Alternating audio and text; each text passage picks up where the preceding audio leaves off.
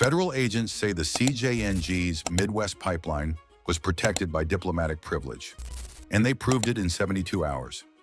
We're unpacking the raids that hit Cicero, Bridgeview, Joliet, and Brighton Park, where a ledger tied payments to Ambassador Jen Wei-Ming, and a sub-level storage chamber held 5 tons of narcotics and 37 firearms.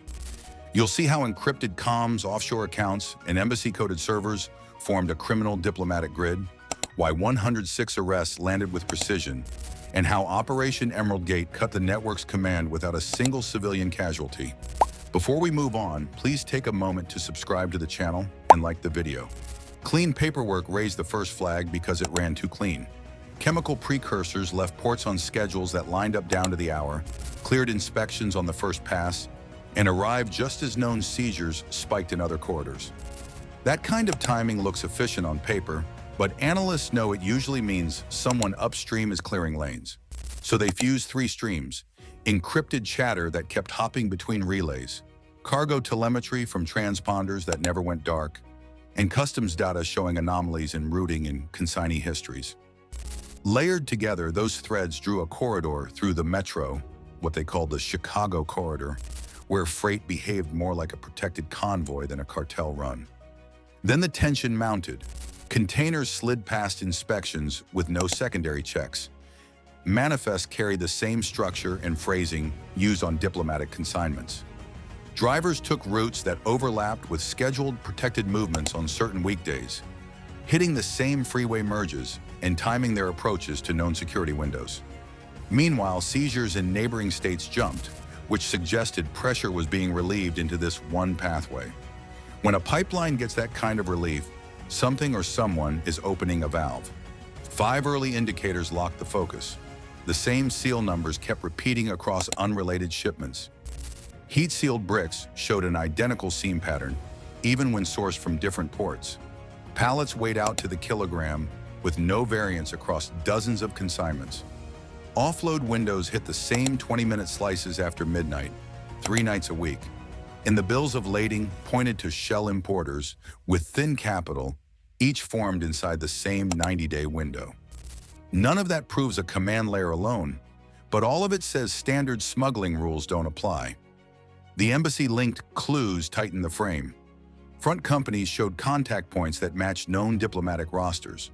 Offshore wires cleared through Caribbean intermediaries that often service state-tied trade accounts. Devices tied to drivers, dispatchers, and a few finance runners pinged repeatedly within a consular radius during off hours.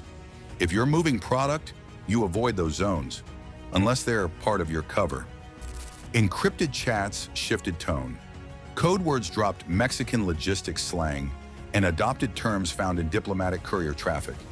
Even the calendar blocks changed. Movement entries lined up with consular events, cultural receptions, holiday closures, credential renewals. When ops ride the calendar of a mission, you're looking at more than a cartel schedule. The ops board filled out fast. Cicero was tagged as a resident stash with short dwell times and frequent late-night drops. Bridgeview presented as a chemical distributor whose shipments always matched precursor lead times. Joliet held an enforcement cell that shadowed loads and ran counter-surveillance. Brighton Park, with almost no surface indicators, carried heavy inbound weight and long dwell times, pointing to deep storage. Each node served a different function, and together they formed a working pipeline. With targets scoped, the machine turned. Legal teams finalized warrants covering premises, devices, and accounts. Comms isolation plans staged to cut radio and cellular handoffs on entry. Cross-agency teams ran rehearsals to hit doors at the exact same second, reducing the chance a warning could ripple down the chain. The green light concept was simple. Strike 4 nodes across 3 nights, apply pressure, and force the network to talk, move, and reveal whoever controls the money and the messages. With the map locked, one question stayed on the whiteboard. Who signs the payments and where does the command signal live? What breaks first when a cartel's logistics are forced to move in the dark? Timing. The first minutes show who can shift lanes without a cue and who needs the calendar to breathe. Night 1 started in Cicero. Entry teams cut alarms and popped hinges in sequence. Moving straight to the interior hall, where heat-sealed bricks sat in duffels that matched the uniform packaging profile from the pipeline analysis. A closet wall flexed under a tap. The panel gave way to a narrow space stacked with ledger fragments and route cards. The fragments carried shorthand for highway exits and offload slices, the kind that syncs a driver's stopwatch with a warehouse bay. That stash wasn't about volume.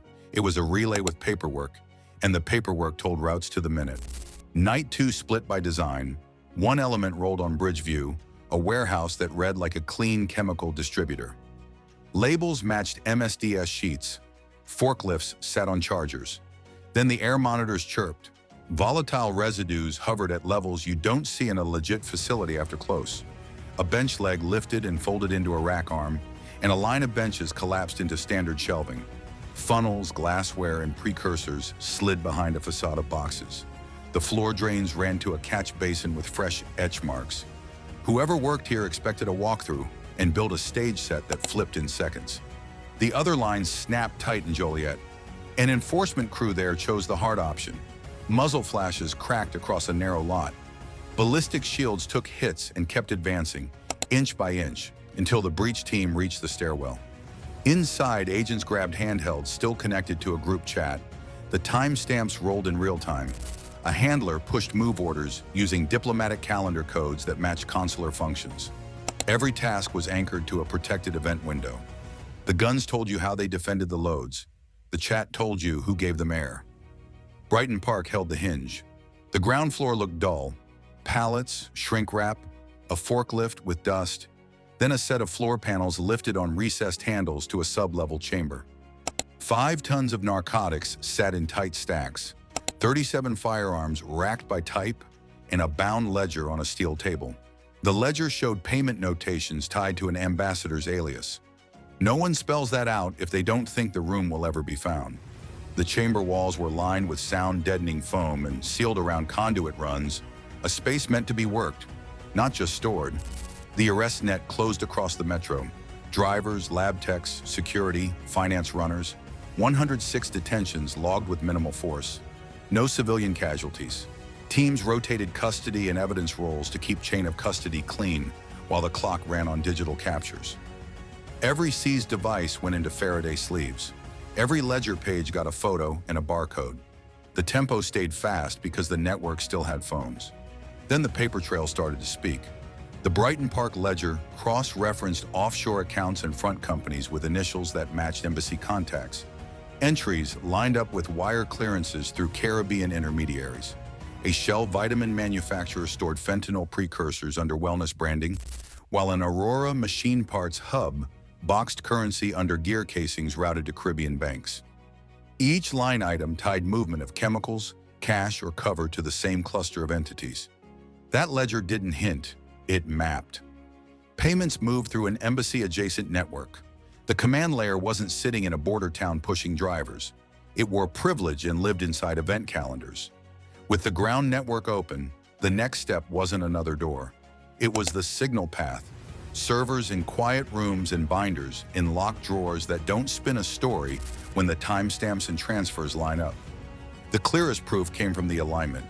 Transfers clearing while handlers pushed messages and trucks rolled on the same minute marks.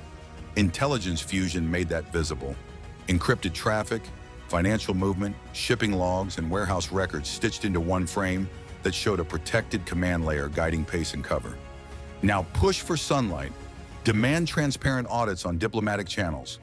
Back policies that track front company ownership and flag precursor imports with real verification, not rubber stamps.